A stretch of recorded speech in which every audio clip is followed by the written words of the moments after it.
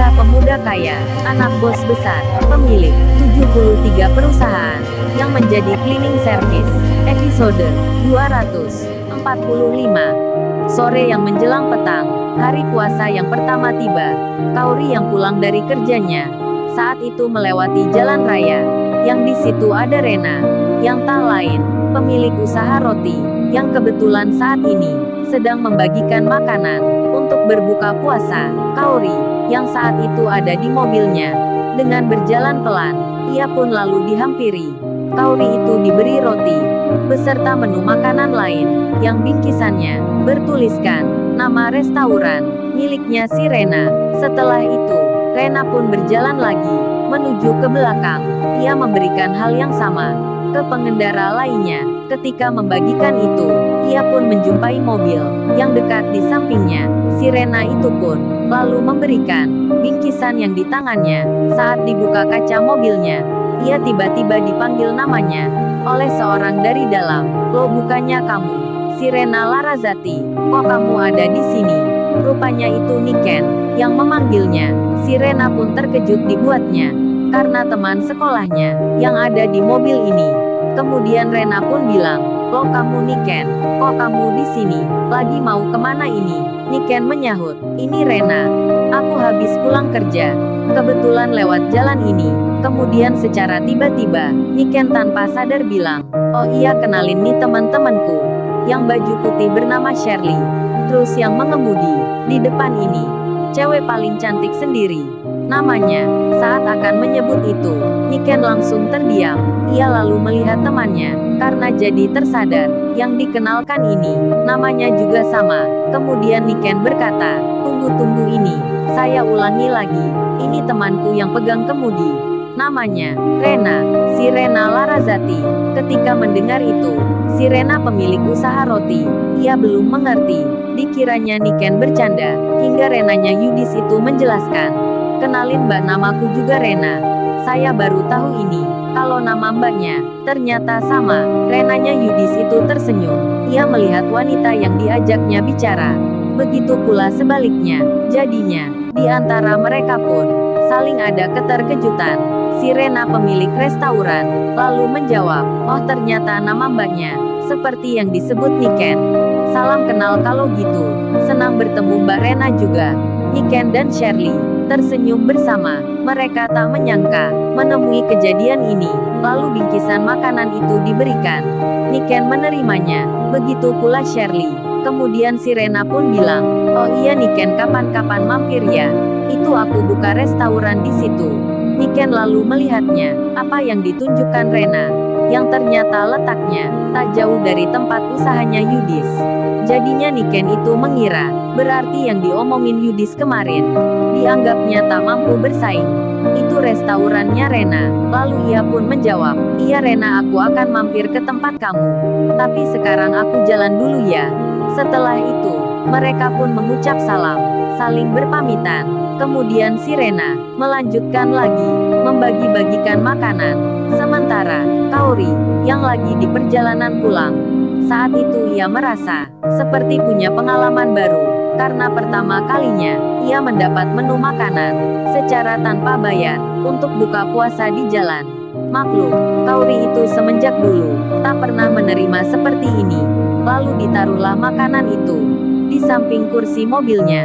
Si Rena sendiri, yang bersama Shirley, bersama Niken, mereka kini tiba di sebuah tempat makan yang berkonsep pedesaan yang dipesan sebelumnya. Mereka pun masuk bersama. Lalu Rena berkata, "Terus ini gimana makanan ini? Apa sebaiknya kita bawa aja?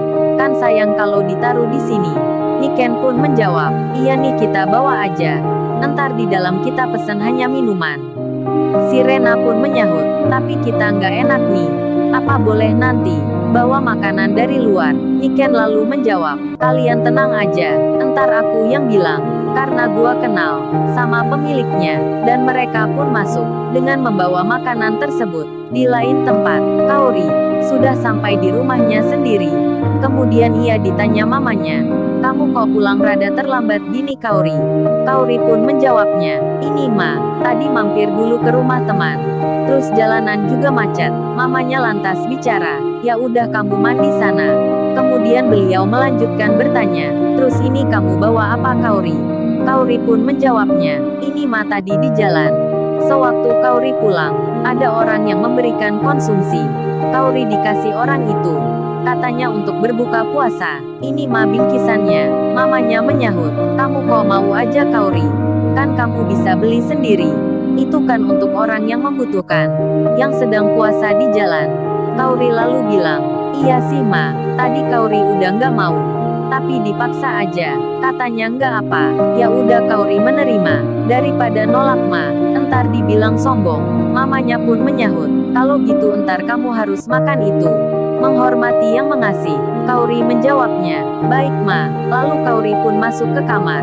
Diletakkan makanan itu di atas meja. Waktu pun berjalan, malam kini telah datang. Iwan yang di tempat kosnya, terlihat sedang memainkan handphonenya. Ia nampak berpikir-pikir, seperti membayang-bayangkan. Kemudian, entah mengapa, ia pun memberanikan diri untuk mengirim pesan ke seorang wanita yang kemarin pulang bersamanya. Iwan itu menulis kalimat, bertanya kabar ke Ririn. Rupanya, mereka sudah bertukar nomor. Si Iwan lalu menulis, selamat malam mbak, gimana keadaannya saat ini?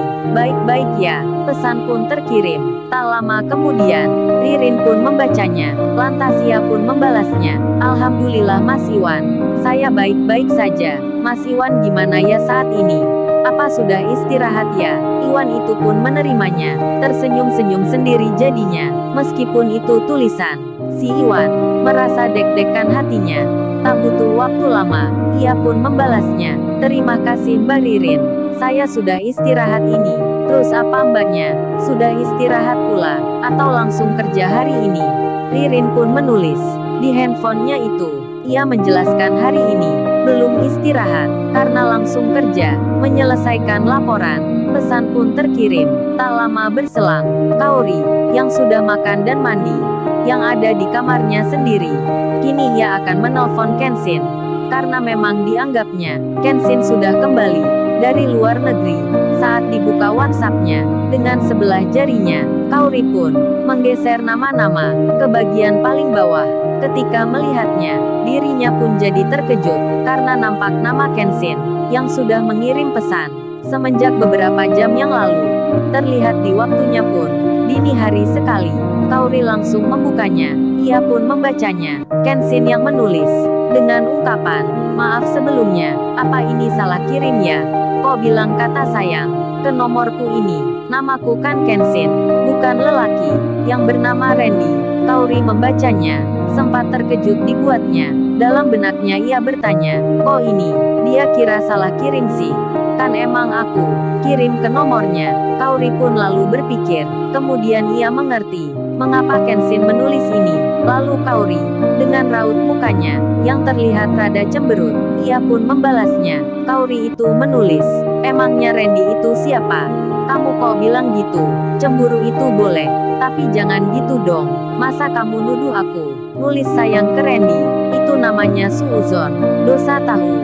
Ini kan bulan puasa. Pesan itu terkirim. Kenshin melihatnya, tersenyum-senyum dirinya. Kemudian ia membalasnya, oh gitu ya, maafin deh aku. Berarti sayang itu untuk siapa ya kalau boleh tahu? Kenshin mengirim lagi. Kaori membacanya, karena tak sabar hati. Kaori pun segera menelpon ke nomornya Kenshin dengan video call yang ada di WhatsApp-nya. Kemudian Kenshin yang mengetahui Kaori menelpon dirinya, ia pun segera menerima. Ditekanlah tanda kamera yang ada di gadgetnya.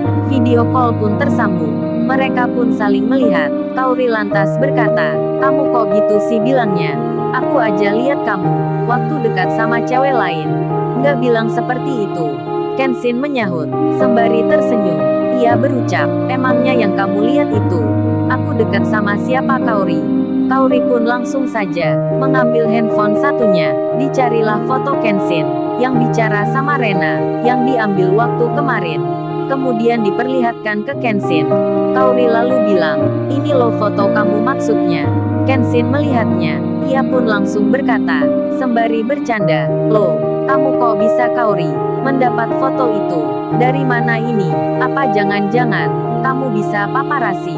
Seperti jurnalis luar aja, mengambil foto orang diam-diam.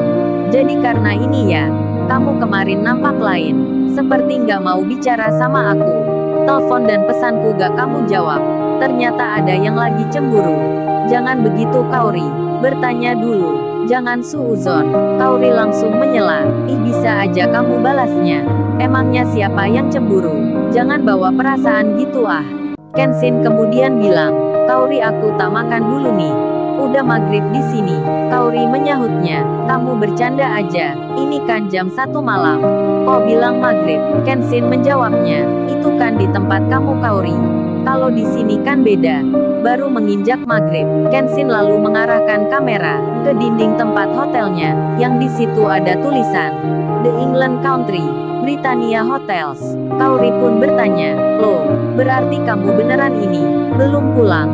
Kok bisa gini sih? Aku kira kamu udah di rumah. Kenshin menjawabnya, iya Kaori, aku masih di sini. Saat itu handphone yang dipegang Kenshin diletakkan lagi ke meja. Kemudian Kaori yang mau bicara. Ia tiba-tiba melihat seseorang yang menghampiri Kenshin. Kemudian memeriksa tangan sebelah kirinya. Dibukalah lengan bajunya Kenshin. Di situ nampak dibalut perban. Orang barat yang diketahui dokter itu lalu memeriksa dengan alat. Kaori melihatnya. Sembari ia bilang, loh, kamu kenapa ini say? Lagi sakit ya? Kok nggak bilang sih kamu? Kenshin menyahut, ini Kaori. Tadi ada aksiden kecil, nggak sengaja dekat dengan mesin. Waktu aku berkunjung di perusahaan. Oh iya masalah ini, kamu jangan bilang ya. Jangan cerita ke siapa-siapa. Ini cuman luka biasa aja. Dokter itu terlihat bicara dengan Kenshin. Bercakap pakai bahasa Inggris.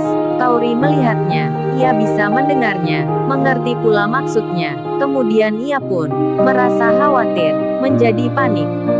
Lalu, bagaimana kisah selanjutnya? Subscribe channel ini untuk episode berikutnya. Terima kasih.